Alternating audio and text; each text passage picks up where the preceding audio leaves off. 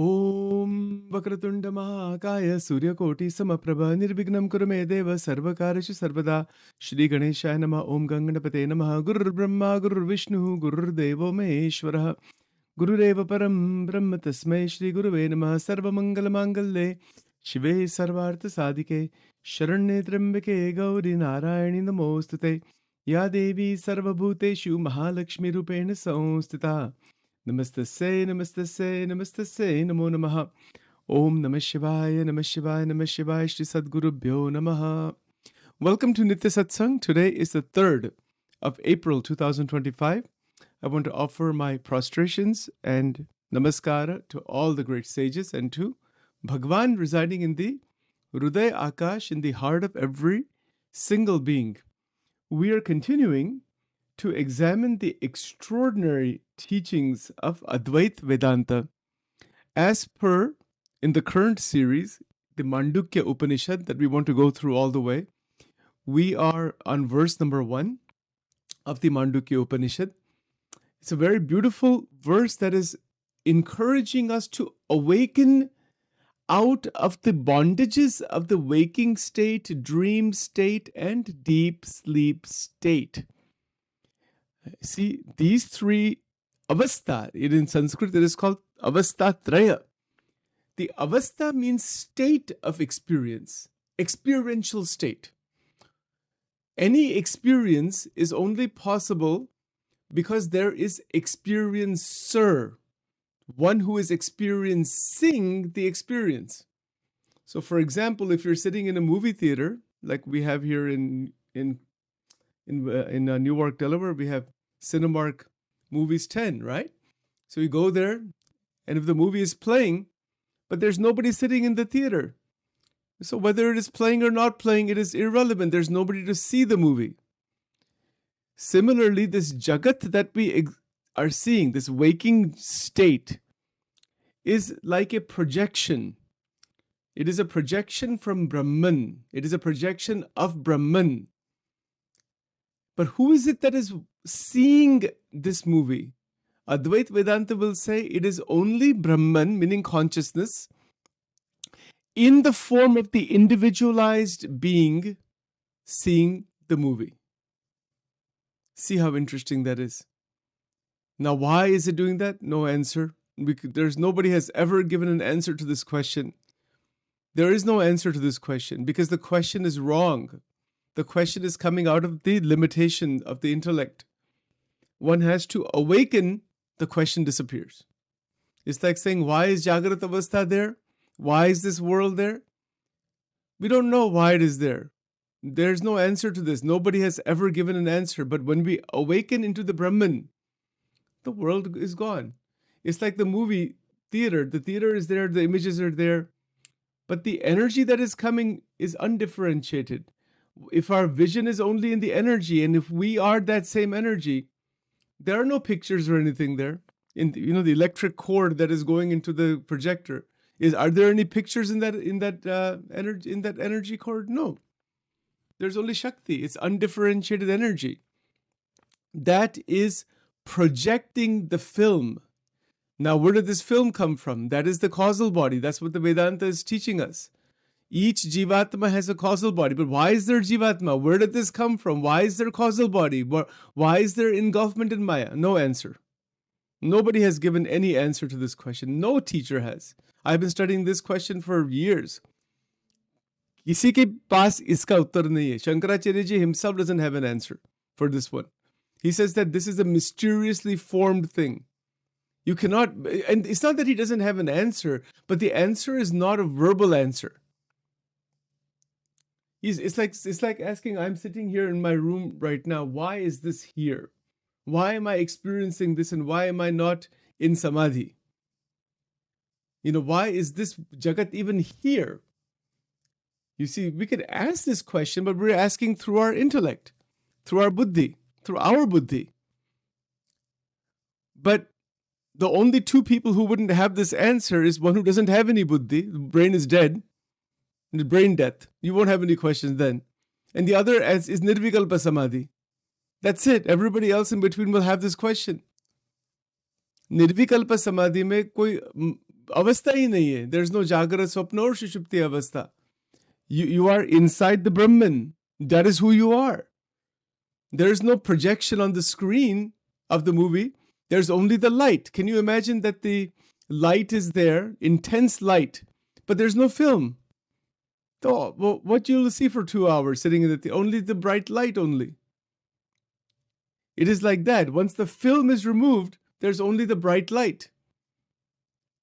Just like that, once the causal body and this film of the Sukshma Sharira and all of the content is no longer binding us, it's kind of set aside, we're not even in this world. This world is not even there anymore. Ye jagat hi nahi hai. Hum gaye, jagat gaya. People say they want to save up for family and live, make a nice will and this and that. You don't even know if this jagat is here after you're gone. Hum gaye, jagat gaya. What difference does it make if the jagat is there or not? There's not there for you anymore. There's no you also. That's the other interesting thing. There's no you, there's no Sachin, there's no jagat, there's no anubhav of any kind in this avastha. There is Brahman only. Think about this concept. This is what the Upanishad is talking about.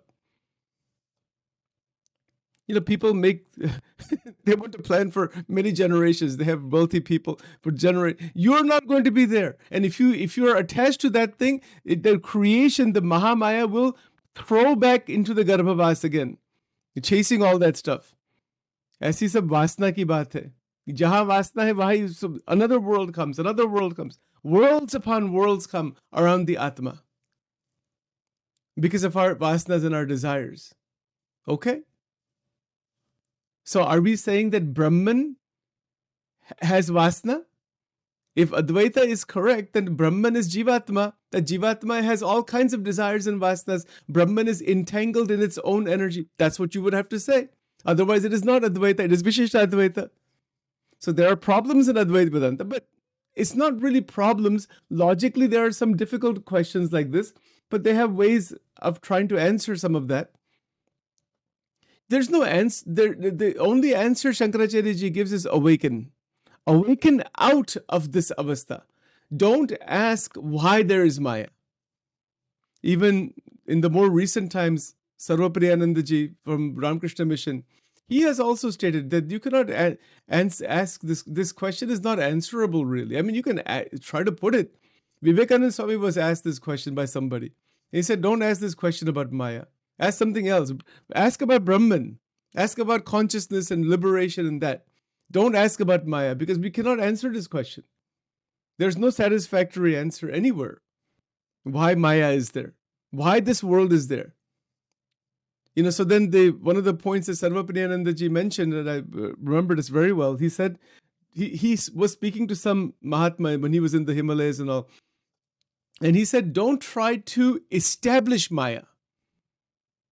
You see, it's interesting. Don't try to establish its existence.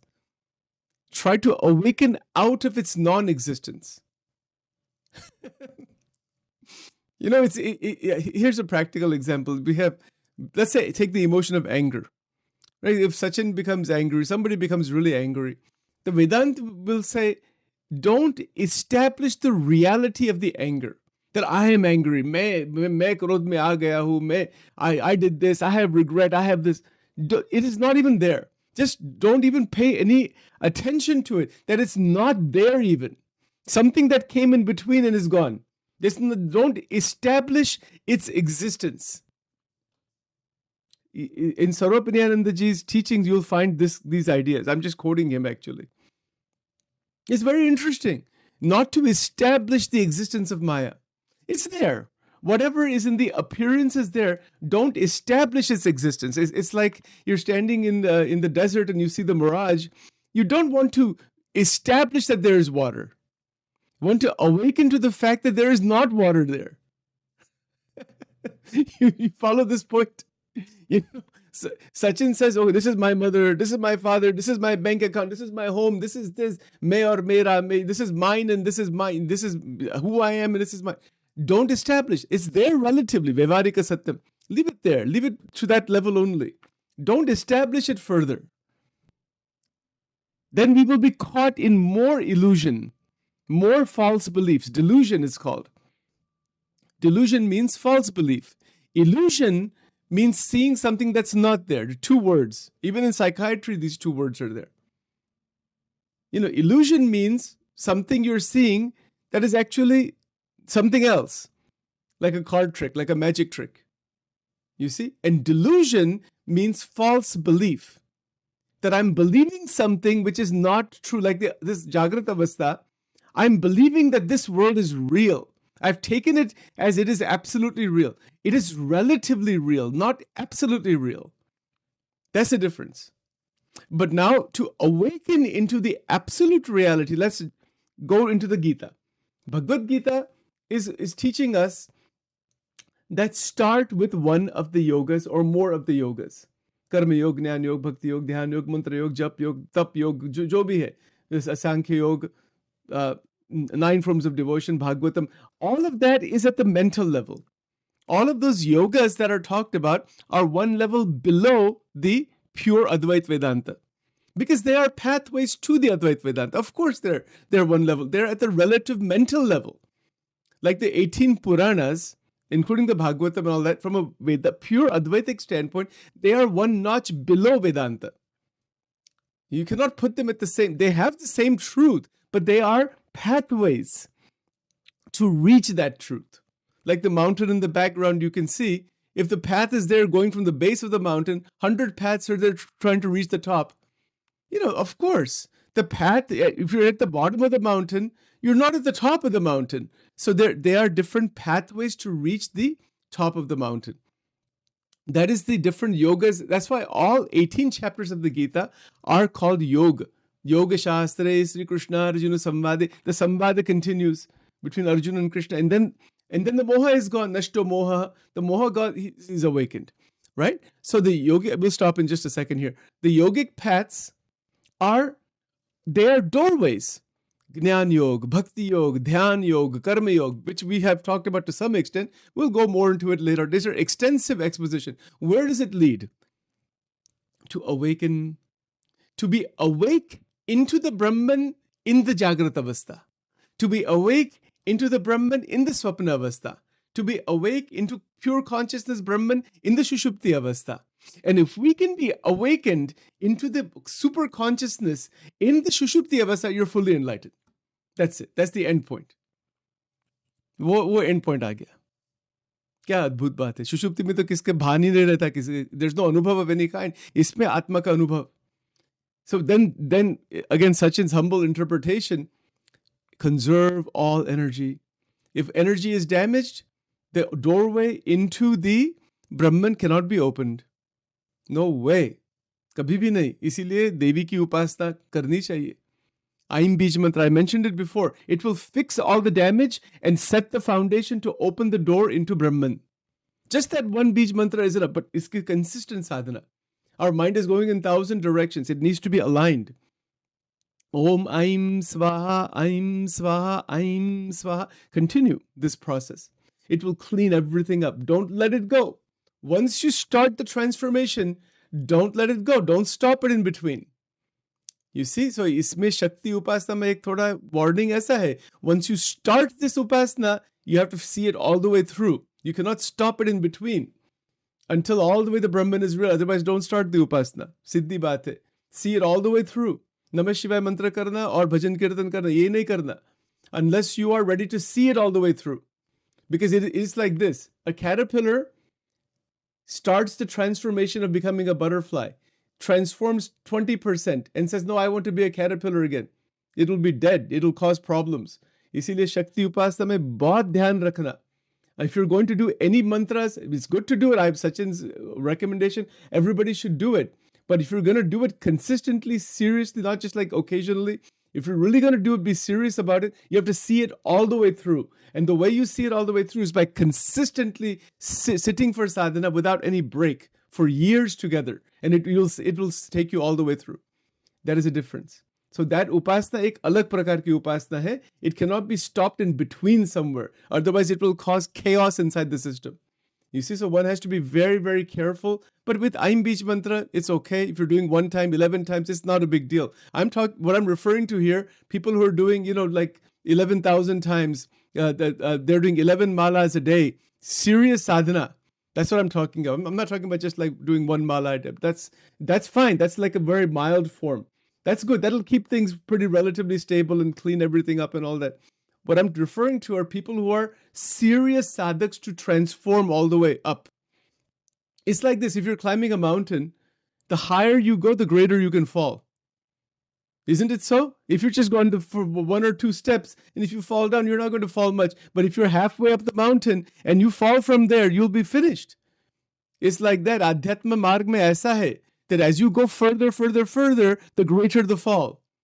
If you fall from there, you see. So that is the thing. That is why one has to be very careful when you're progressing towards Paramatma, and our energies are getting uplifted further, and we still have vasanas and other problems and all that, and we're trying to go further, they will pull us back. One has to be very careful. Isiliye, you've heard Sachin say this millions of times, sadhuta rakhna.